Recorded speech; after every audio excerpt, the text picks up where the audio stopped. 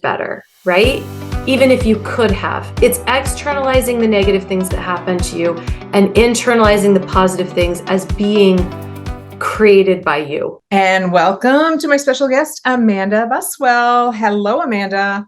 Hi, Cindy. So happy to be here. Thank you for coming on. I really appreciate it. I've been trying to get you on here for quite a while, but you are busy. I am busy. So go ahead and just give us a brief intro of who you are, what you do, why it matters, all that great stuff. Yeah, absolutely. So I'm a licensed marriage and family therapist. I've been doing that for 20 years. And my approach is very systemic. So I'm very focused on relationships and pathology between relationships. And what I mean by that is rather than pathologizing a person, I'm looking at dysfunction that happens between people or between things. So this is obvious in like a marital relationship, right? Or a parent-child relationship, but it can also be the way that we look at ourselves in the greater society. How do we look at ourselves in any cultures that we're in, or just within the systems that we exist within, right? Our work systems, other things. What's our perception of where we fit in? And is there dysfunction in that? How are we creating suffering in the way that we see ourselves in our lives and in all of our relationships? So I also teach at a local college here, and I love that. I have online courses.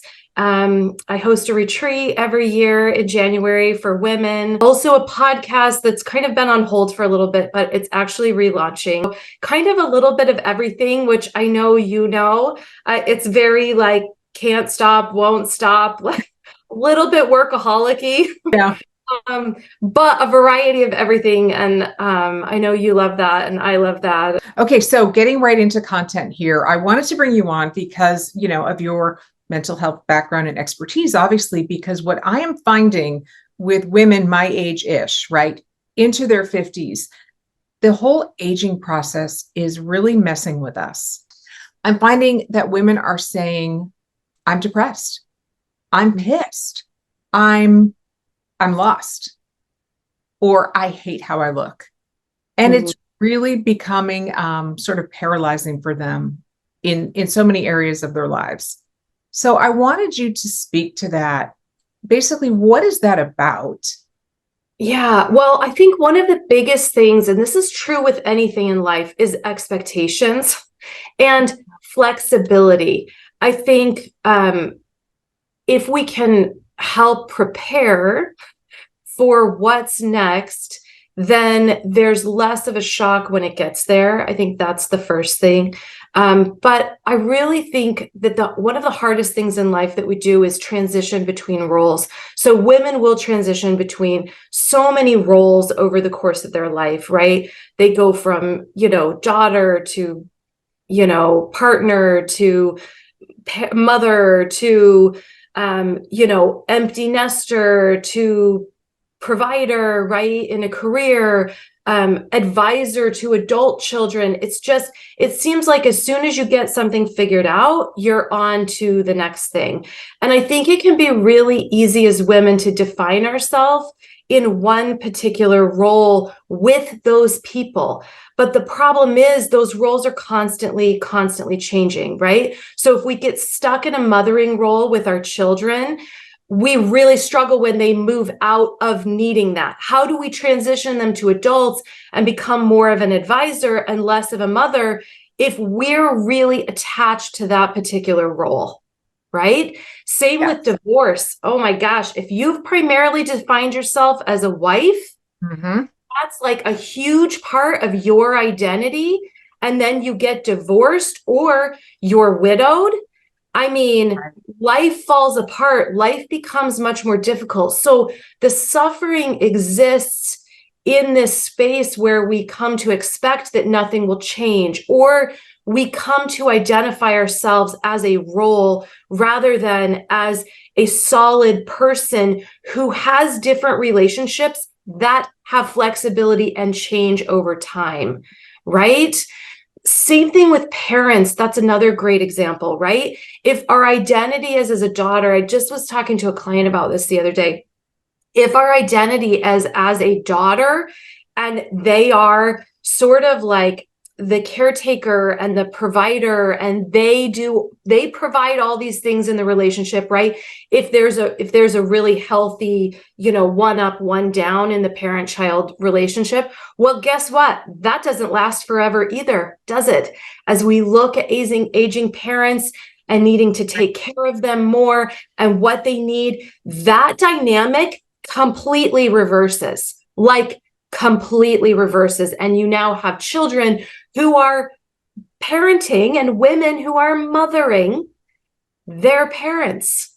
And of course, this is a draining experience, but so much more so if you are attached to the role and and you have rigidity around that, right?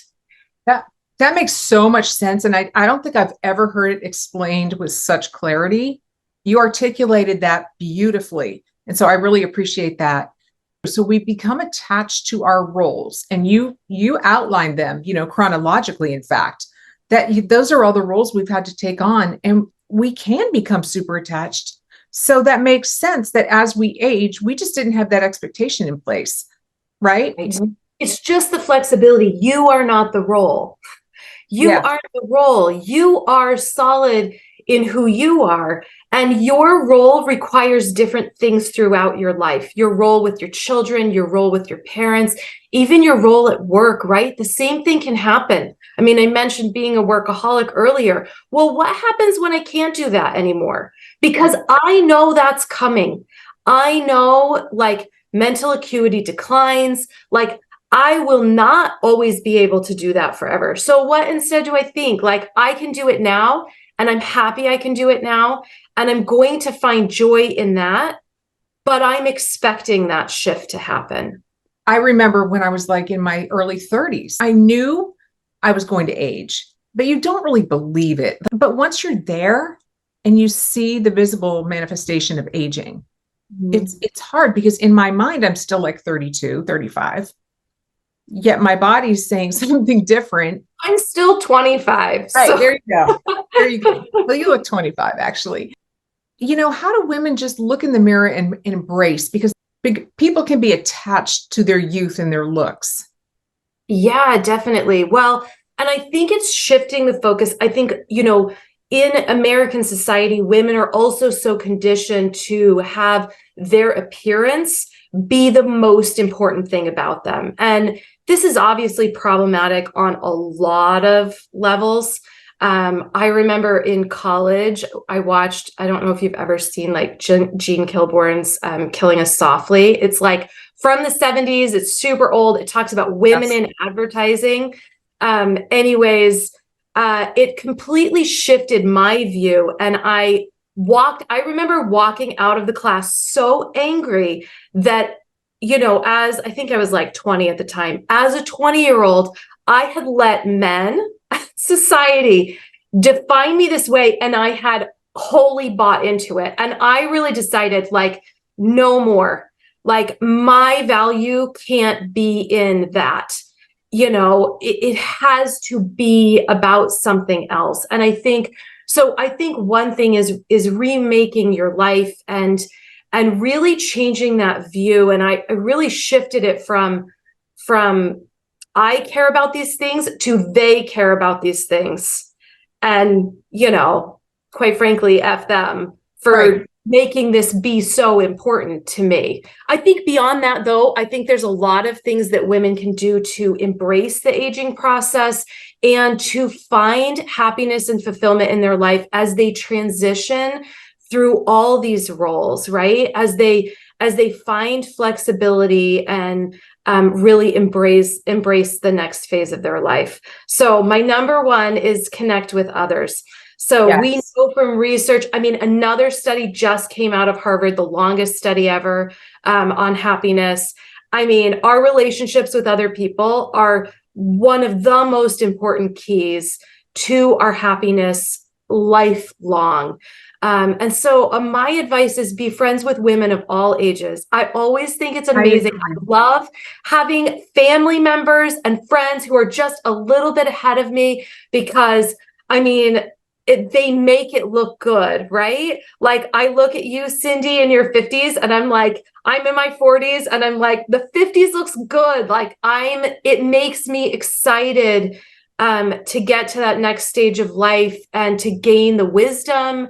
And I don't know, I just think there's so much support in women's relationships. I agree, because I'm back and forth between Alaska and Naples, Florida, but here in Naples, Florida, the demographic is older, so women in their 70s, 80s, even 90s. And I've really connected very deeply with a few women who are much older than I am.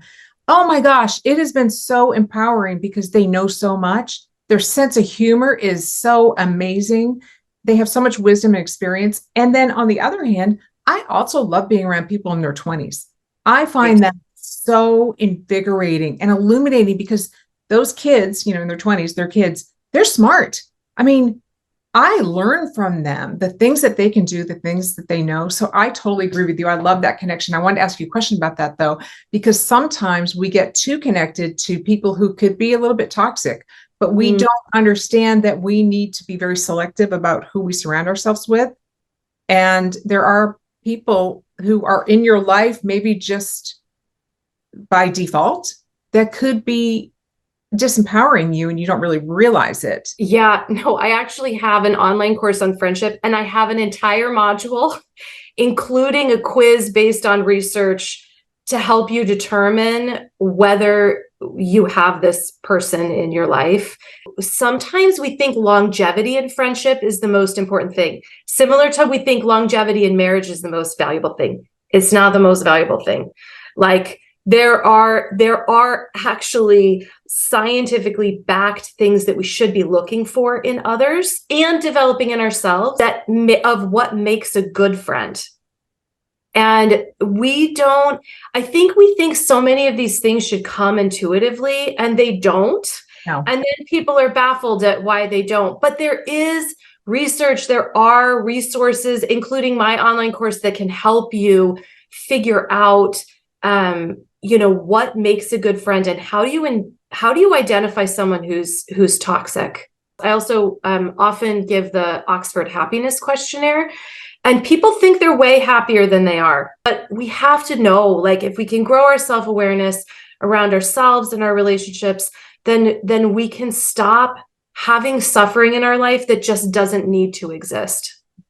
It reminds me, you've heard of toxic positivity, I'm sure. Yeah. There are some groups, cultures, religions, who I believe are so positive it's toxic. So often we see a rebranding of the idea of joy. Problem with the rebranding is they've rebranded suffering or sacrifice as happiness. And I mean, that's not actually so. Like, we actually have a definition of happiness as pleasant emotions. And I've just seen joy really co-opted as suffering and sacrifice and unhappiness under the guise of some kind of greater purpose. Yes. And I'll just take a little detour here, because that reminds me of, in my previous marriage, I couldn't be happy. I wasn't allowed to be happy because that wasn't holy. Yes. But if you were being holy, you were acting in a righteous manner, then you would have joy, supposedly.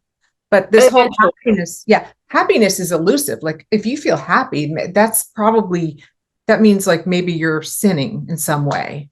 Totally. So even condemned for being too lighthearted or yes. Yeah, absolutely. I mean, so those are part of the stories that women, especially older women, carry with them, because that was so like entrenched into us culturally growing up. Oh, definitely. Yeah, absolutely. Yes. And being very rigid. It's the ability to have your life be more flexible, where you say, maybe what I always thought about this isn't so. And maybe there's a better way. Maybe there's a better way to think about this that relieves suffering.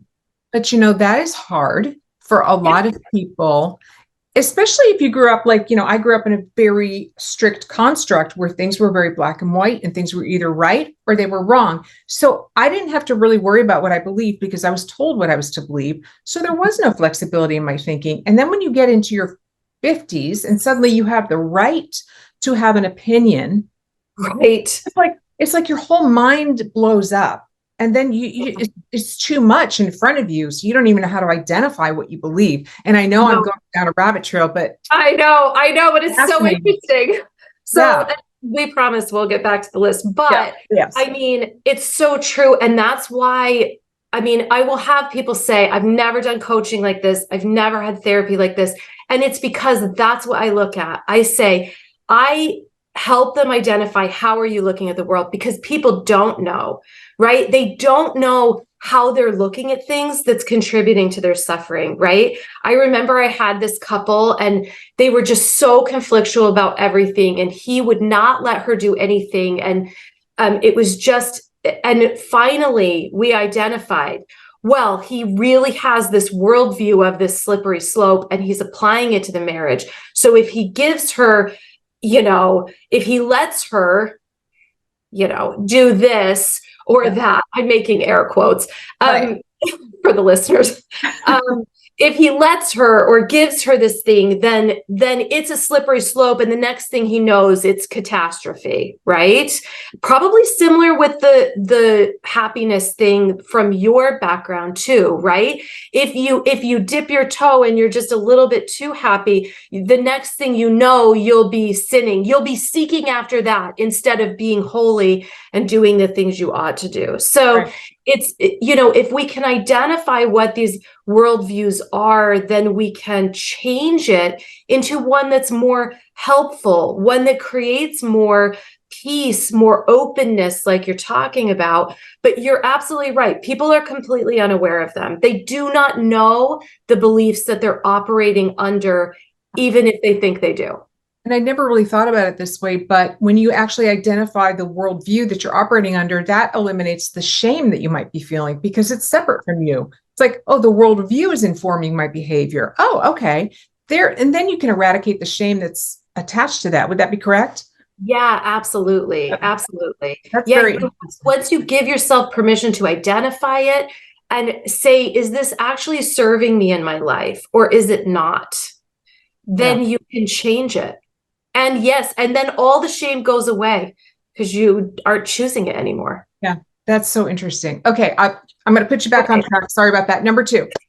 Okay, so number two, focus on the positive. So I think just like you said, making friends with people who are older, like see the positive things that are coming down the line, right?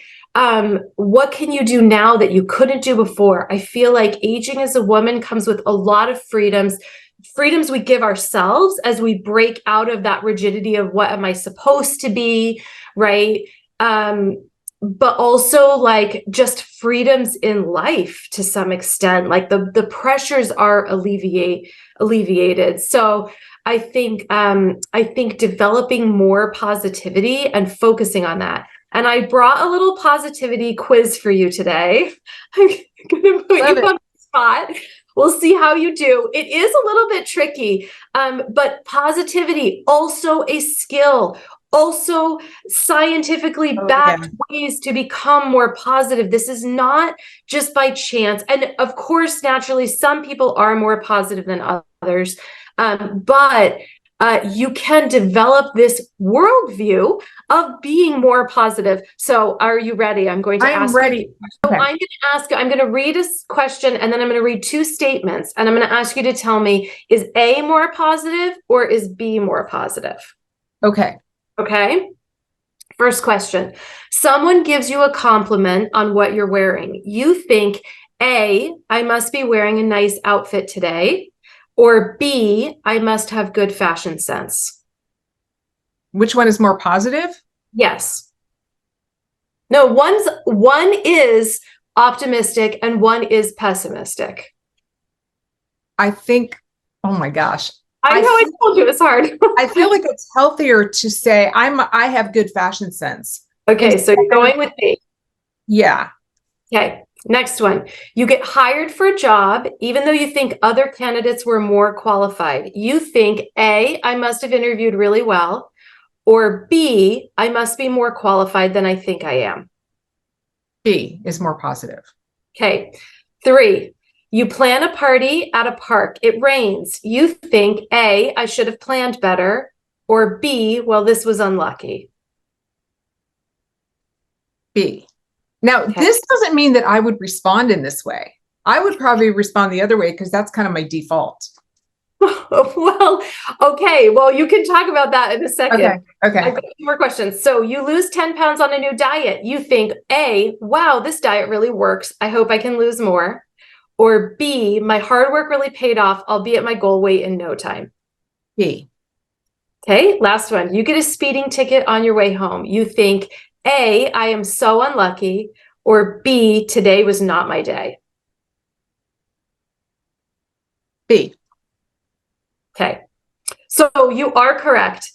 B is the optimistic response every time. So Okay. you did a great job picking out the optimistic response, but you said you wouldn't give that response. So talk about that. Because I have incredible self-awareness, yet I'm so self-aware that I see whenever I go negative, I catch it immediately. And it's a default thing because I was raised in this weird dichotomy. My mom, love her, she's always extremely negative. And my dad was positive, as you know, but it was like toxic positive, wherein his foundation was this heavy negative stuff, but he had this toxic positivity on top. So I was really like confused my whole life, but I think I naturally default to, I see the worst in. And as you know, my sister Becky, she truly does see the best. Like she's the opposite. Right. She sees the best, but I do. And I realize that about myself. So I can identify what positive really is, but I might fail this. If you had asked me, what would you do? I might have failed. The self-awareness is the first thing.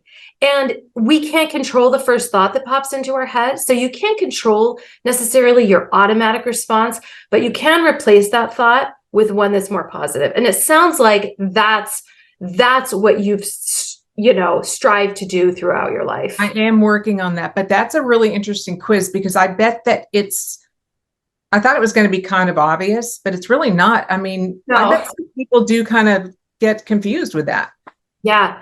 Yeah, it's tricky. And that's why so what makes B more positive? I'll tell you. It's an overall sense of optimism about yourself. Mm-hmm. That's what makes it more positive.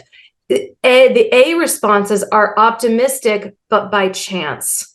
And the B responses, well, it's two things. It's internalizing the positive things and externalizing the negative things. It rains, so I'm having an unlucky day, right? You couldn't have planned better, right?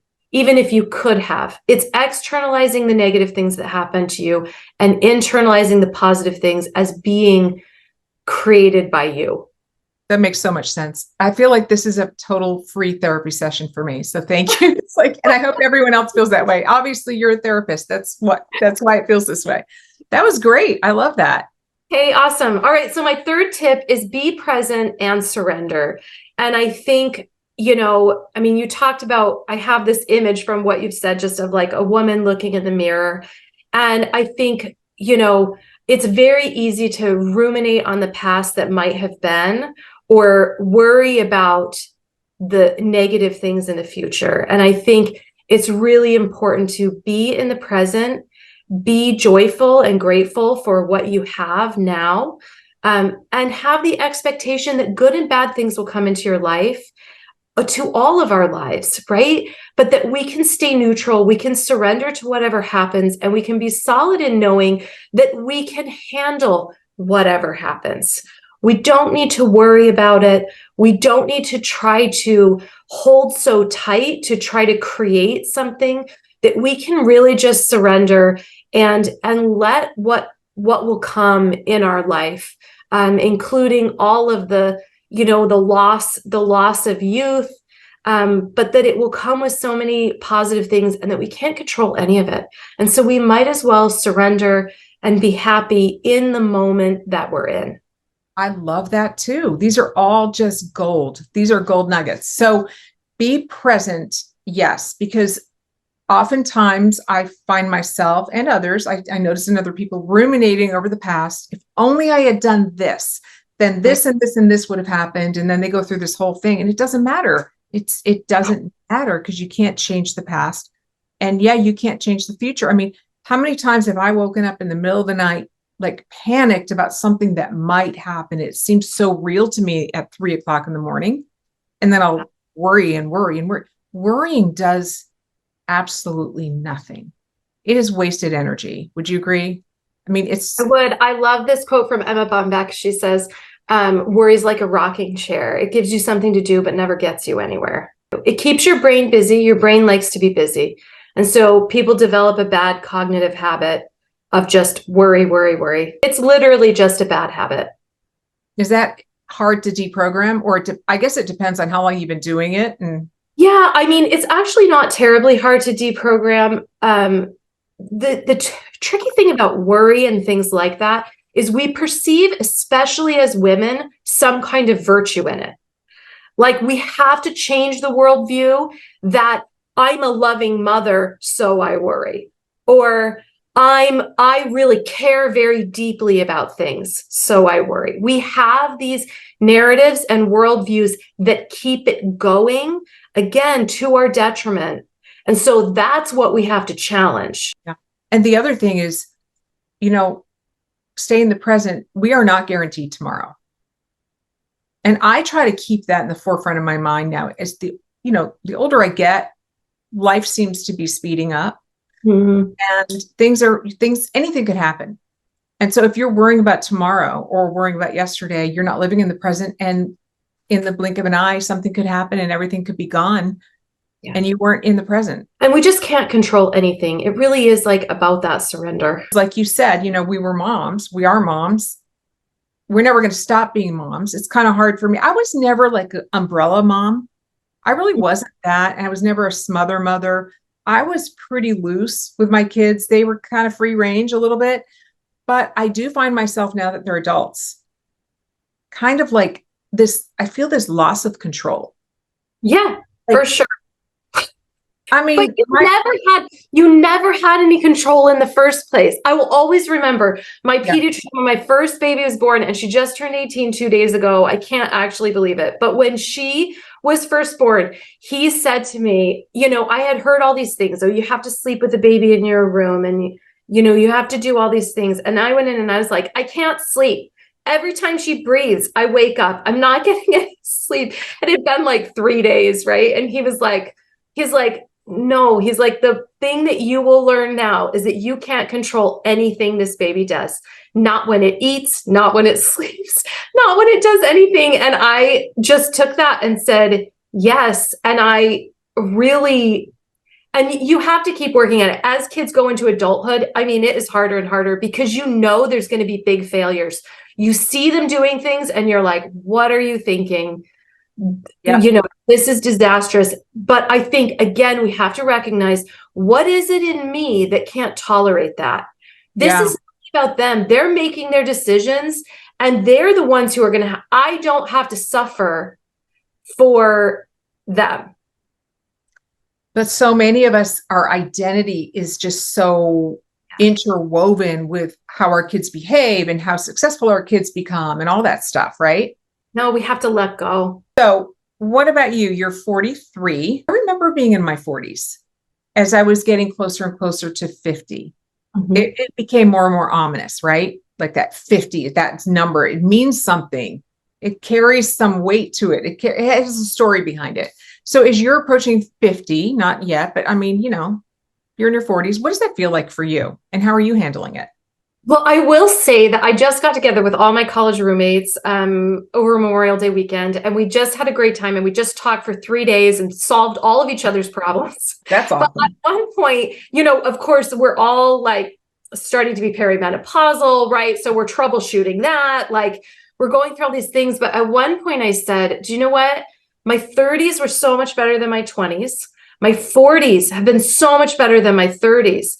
And I just have no reason to believe that my 50s won't be better than my 40s and my 60s won't be better. Why would the pattern change? I have no reason to believe that it will be different. And I think the way that I have freed myself with every decade is actually the key to that. I think the key to happiness is not in appearance. It's not in youth. It's in how we free ourselves as we age. So I look forward to aging. I have no reason to believe that it won't be any different. Why should the pattern change? I think it will just continue to be better. I think you're right. And I will say that even though I have struggled with the whole aging thing, I have really enjoyed it. And there are, like you were talking about, find the gift, or how'd you say it? Be grateful for the things, for the positive things. I mean, there's a lot to look forward to in your 50s. Menopause, you can't get pregnant. Right. Don't have your period anymore. That's a huge thing. Oh, please. You're usually financially better off. That's not always the case, but I know I'm financially better off. I'm more stable. I feel like, okay, I can slow down. I don't have children at home. Well, Sophie's a senior, will be a senior, but I don't have kids running around. I'm free. You know, I'm pretty much freed up. So there's so much positive about it. And I've heard from my 60-something-year-old friends, they're like, yes, your body does kind of deteriorate, but everything else gets better. What's it like now that you have an 18-year-old? I mean, that kind of puts you have an adult child. So that puts you kind of at a next level, right? As a woman, your role is changing because now you have a definitely. little adult that you have to. We're all feeling that right now. I mean, it is a challenge because you worry so much, right? We've done the hard stuff. We've graduated her. She's into college. She's headed off. And now I'm like, well, I guess this is yours to lose now. This is, we just, and I have always tried to let my kids have their own life. Yeah. And I will often give my advice and I'll say, but it's your life. And then I have to be okay with whatever they decide. The biggest part is managing ourselves. Yeah. And bottom line, it is what it is. I mean, you can just look in the mirror and say, I did the best I knew how to do. And now they're on their own and I trust they're going to be okay. Yeah. And that's such a good point. I was going to say that earlier when you were saying something, but when you were talking about ruminating on the past, yeah, we have to know that our past self did the best it could, right? Like you couldn't make any other decisions than you made. That kind of brings me into one other area that maybe you could touch on briefly, is that a lot of women my age-ish, we tend to carry a lot of shame with us that just kind of, it's like a ball and chain, and we kind of bring it with us into this later part of our life because we do tend to have a lot of regrets. The number one recommendation or piece of advice you could give to somebody struggling with shame, how to get rid of that? I don't know that we get rid of it once and for all. I think it is a management process. I think with so many things in our life, we are growing our self-awareness, growing our capabilities. And we can't help the initial thoughts that come. So I think don't expect that you're going to beat it, right? Like with anything else. I think, we manage that. I mean, this is probably a conversation for a whole nother day, but I think expecting it to go away is probably the first way you're creating suffering. Oh, that's interesting. Also, instead of thinking maybe about getting rid of it, just think more in terms of transforming it, maybe. Yeah. Well, surrendering to some extent, right? Surrendering to some extent and accepting, okay, I feel shame about this, but I don't have to continue to suffer about it. Amanda, like I said in the beginning, I love your content online. I've learned so much from just the short videos that you put out. So how can people find you? Yeah, so I'm on Instagram, amanda.buswell. And you can find me on my website, amandabuswell.com. That has information about my online courses and my retreat and other random things. You can sign up for my newsletter and other random happenings. And thank you so much for having me. This was a great conversation. Absolutely. And one more question. Can people actually hire you like as a one-on-one in an online therapy situation? Yeah, great question. So on my website, they can find They can find, I do online coaching all over the country. If you're in the state of Texas, I can do therapy for actual mental health issues. But otherwise, if you're in the rest of the country, I do online coaching, which is appropriate for lots of things that people need. And yeah, they can find me there. So. Wonderful. Thank you so much. Like you said, this was a really good conversation. I really enjoyed it. And Yeah. we might have to do a part 2 because I want to keep picking your brain. So Hey, absolutely. Would love to. so much. Well, there you have it. Thank you so much for listening. And please, if you enjoyed the program today, please feel free to share. I appreciate you. Get out there and start living your best damn life. Until next time, take care.